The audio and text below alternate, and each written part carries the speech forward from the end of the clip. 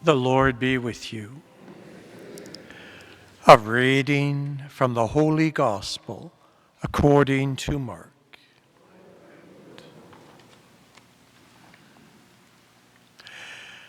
Some Pharisees came, and to test Jesus they asked, "Is it lawful for a man to divorce his wife?" Jesus answered them, "What did Moses command you?" They said, "Moses allowed a man to write a certificate of dismissal and to divorce her." But Jesus said to them, "Because of your hardness of heart, he wrote this commandment for you. But from the beginning, God made them male and female. For this reason, a man shall leave his father and mother and be joined to his wife, and the two shall become one flesh. So they are no longer two, but one flesh. Therefore, what God has joined together, let no one separate." Then in the house, the disciples asked him again about this matter. Jesus said to them, "Whoever divorces his wife and marries another commits adultery against her. And if she divorces her husband and marries another, she commits adultery." The Gospel of the Lord.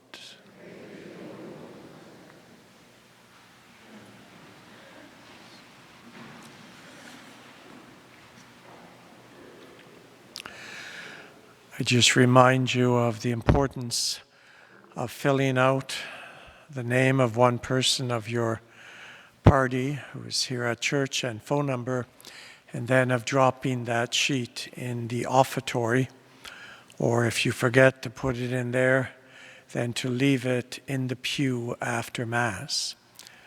As a diocese, we've been contacted this week by the province of New Brunswick. We've been asked what we're doing, and we've been asked for the civil addresses of every one of our churches and what time they celebrate Masses on. So the province, in its bid to continue to try to keep people safe, are checking up. And please don't put me in an awkward spot, because I'm the guy they'll call, not you, if you forget to put your name and contact information down.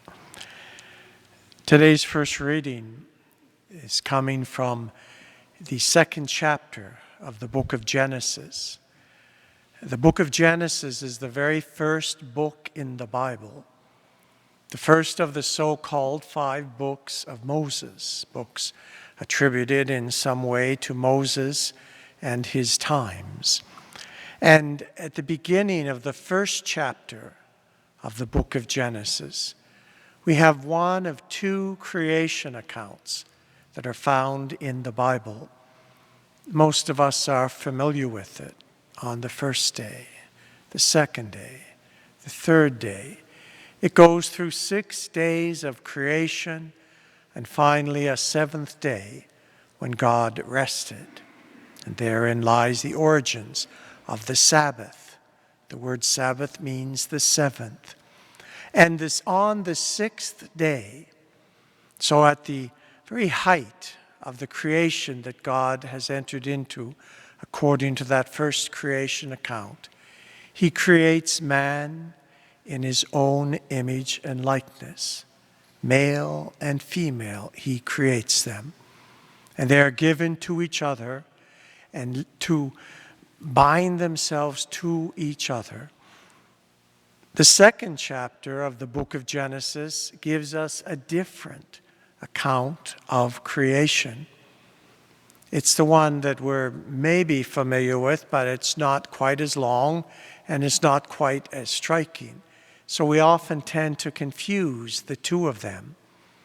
The fascinating thing is that those who were compiling the Bible long before Christian times knew that there were 2 different accounts, especially of the creation of humanity. And yet they didn't say, do we go with this one or do we go with this one? But they said we go with both of them because they both have something to teach us. And so the account that was read as today's first reading is the second account. It speaks of the Lord God forming man from the dust of the ground. Already there's a connection between the land and between the man. And then God breathing into his nostrils the breath of life. In Hebrew, the word for breath and the word for spirit are the same word. So God breathes some of his spirit into the man. But then he recognizes, well, this poor man can't be alone. I'll make him a helper as a partner. And so he then creates, again from the dust of the earth, all the animals of the field, the birds of the air. And they're brought to the man to see what he would call them. Here we have the sacredness of language. The man chooses words for each, or sounds for each of these people. And then that becomes what they are to be called. But still, there isn't a helpmate for the man, somebody who could be his partner. And so here God gets very mysterious in this account.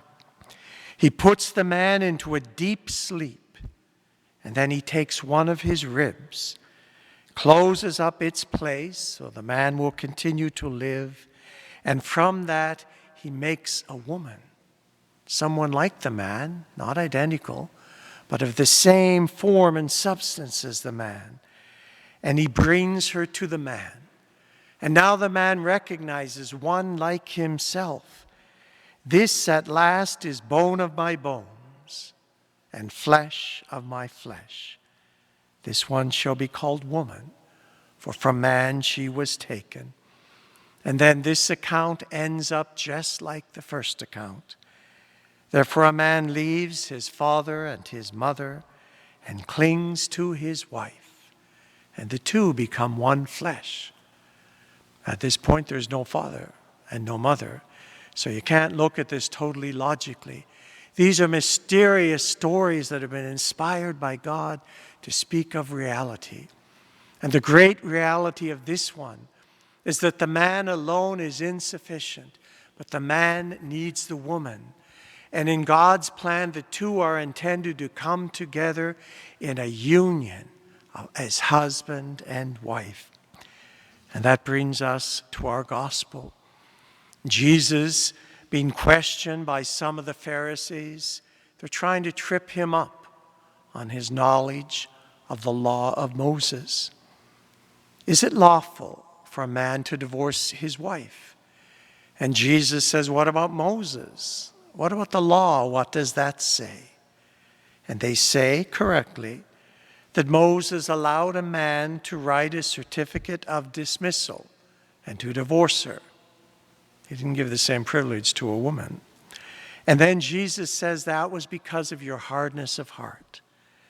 But from the beginning of creation. And then Jesus is going back and reflecting on both of these accounts. God made them male and female. And for this reason, a man shall leave his father and his mother and be joined to his wife, and the two shall become one flesh. And what God has joined together, no one should separate. And even when his disciples again question him, because they weren't stupid, they know this isn't always how it works out, and they know how difficult it can be. Again, Jesus speaks almost even more harshly. Whoever divorces his wife and marries another commits adultery against her. And if she divorces her husband and marries another, she also commits adultery. It's a hard teaching. It's not always easily lived. Sometimes it seems impossible to live. If there's anyone here who needs help in dealing with that, to see what can be done about a difficult situation, I encourage you to think about it, pray about it, and give me a call. And I would try to do whatever I can if there's anyone here who needs assistance in a situation trying to bring themselves as fully as they can into the plan of God for their lives and for the human relationship between husband and wife.